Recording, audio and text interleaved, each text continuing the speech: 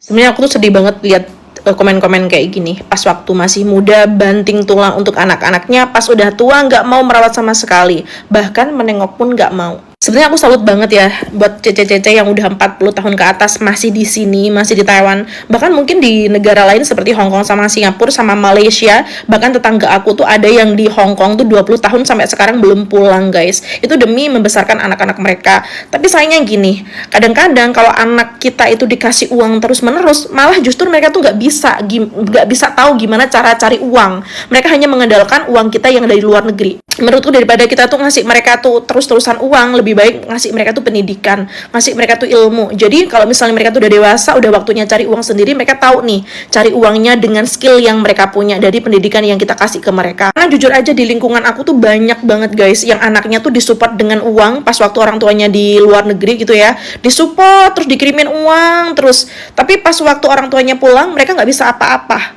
Bahkan banyak banget nih orang tuanya sampai tua di luar negeri, pas pulang anaknya nggak mau nampung, nggak mau ngerawat dengan alasan ini dan itu. Apalagi anak-anaknya udah menikah, biasanya mereka ini dipengaruhi oleh pasangannya sendiri. Kadang anaknya yang baik, menantunya nih yang nggak baik, anaknya yang nggak begitu, menantunya yang begitu gitu guys. Jadi banyak banget teman-teman aku tuh yang udah jadi menantu yang pada akhirnya tuh dilukai perasaannya oleh menantunya sendiri. Dulunya disupport dengan uang, pas waktu udah pulang nggak disupport lagi dengan uang, beda lagi ceritanya, udah nggak sayang lagi. Jangankan sayang, merawat aja nggak mau.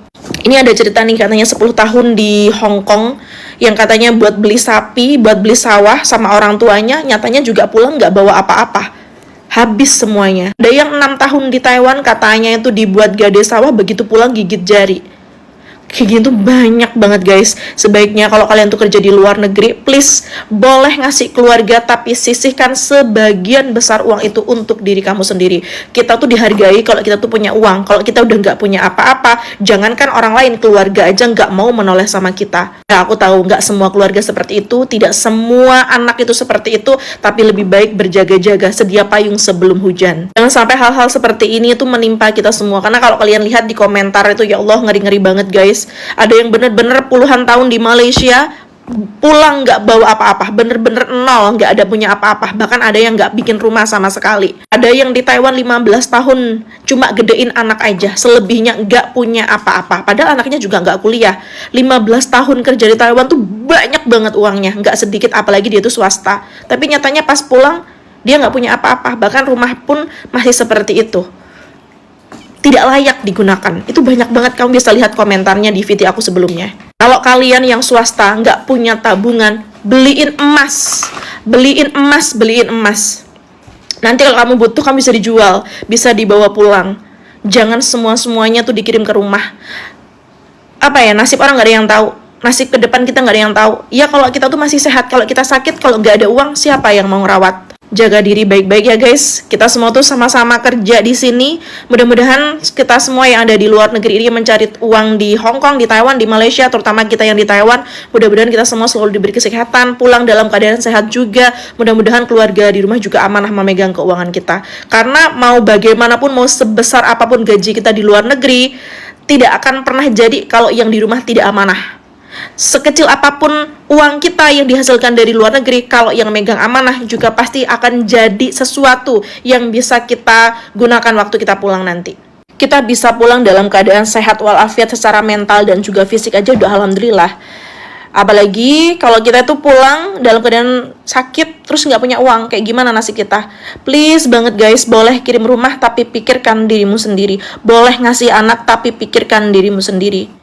Yakin nanti kalau misalnya kalian udah pulang dari Taiwan, anak atau keluarga kalian bisa menerima kalian dengan baik seperti saat ini kalian masih ngasih duit sama mereka. Kemarin ada Cece Ani yang uangnya tuh dihabisin sama anaknya sendiri. Kali ini tuh datang dari temen aku sendiri yang kemarin cuti bareng. Ini dia kemarin nelfon aku nangis-nangis. Kenapa? Karena selama di Taiwan uangnya dikirim semua sama keluarganya di rumah. Dia single parent juga, belum menikah meskipun dia udah punya pacar gitu ya di Taiwan. Karena kenapa dia tuh belum nikah? Karena itu dia mikirin anaknya. Anaknya yang baru aja menikah dan baru hamil guys. Tapi ternyata apa? Setelah dia pulang baru aja 1 bulan di rumah. Dia cuti 2 bulan di rumah, baru 1 bulan di rumah udah kehabisan duit. Anaknya itu udah nggak sopan. Kalau ngomong ngebentak-bentak, kalau ditanyain nggak mau ngejawab. Mukanya setiap hari udah asem banget. yang katanya apa-apa itu harus bayar, apa-apa harus beli, yang katanya nggak punya duit. Yang diheranin adalah uang yang selama ini dikirimkan tuh ke mana? Apakah uangnya tuh cuma dihabiskan untuk senang-senang sama suaminya? Dan bahkan katanya uang-uang yang dipinjam pun udah nggak tahu tuh berapa jumlahnya. Dia juga nggak tahu uangnya dipakai apa aja. Kalau misalnya renovasi rumahnya cuman gitu-gitu aja. Sepeda motor dia yang ngebeliin. Terus yang lainnya tuh kemana? Kenapa sekarang waktu ibunya dia tuh pulang, dia bingung gak punya uang, malah dia itu cuek sama ibunya sendiri, bahkan dia tuh ngebentak-bentak kalau ditanyain. Guys, ini please banget ya buat teman-teman semua, kalau kalian tuh punya anak yang udah dewasa, apalagi sudah menikah, ngasih anak itu seperlunya aja. Takutnya kalau kalian udah pulang ke Indonesia dan kalian tuh nggak punya penghasilan seperti biasa yang bisa ngirim ke mereka, kalian bakal disakitin hatinya. Dibentak sama anak itu gimana sih sakitnya, guys? Apalagi selama bertahun-tahun, mulai anaknya tuh masih sekolah SMA sampai sekarang udah nikah, kuliah, lulus, itu semua ibunya yang ngebiayain. Kuliah juga ternyata kuliahnya belum selesai, dia udah menikah, terus hamil, jadi nggak melanjutkan kuliah lagi. Jadi kayak bener-bener dia itu menghabiskan uang untuk anaknya itu cuma sia-sia aja.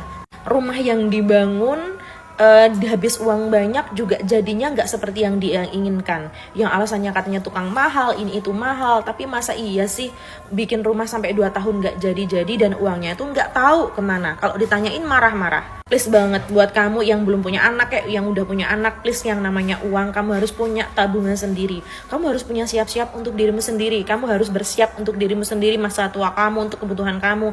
Takutnya kalau kamu tuh semuanya kamu kasih sama keluarga atau sama orang rumah, kalau kalian sudah tidak punya apa-apa, kalian tidak dihargai. Bahkan banyak loh teman-teman aku tuh yang terpaksa ngeblokir keluarganya di rumah. Jangankan kalau lebaran kayak gini, jangankan nanyain kabar, yang ditanyain cuma duit. Nanti pas hari lebarannya, ini besok lebaran nih, kalau habis sholat id, boro-boro mereka tuh nelpon kalian kayak nanyain kabar, maaf-maafan, boro-boro. Di telepon pun nggak pernah diangkat, yang katanya masih sibuk. Hal kayak gini tuh bukan hal yang biasa lagi, banyak yang mengalami. Please ya guys, yuk kita masih kerja di Taiwan, kita harus benar-benar save keuangan dengan baik. Kita kerja itu untuk kita sendiri, untuk masa depan kita sendiri, ya untuk masa tua kita sendiri. Jadi please banget, untuk keluarga harus ada batasnya. Ini bukan karena gak sayang keluarga loh, karena kenyataannya keluarga itu sayang sama kita kalau kita ada duitnya. Kalau kita udah gak ada duitnya, kita udah disia-siain lagi.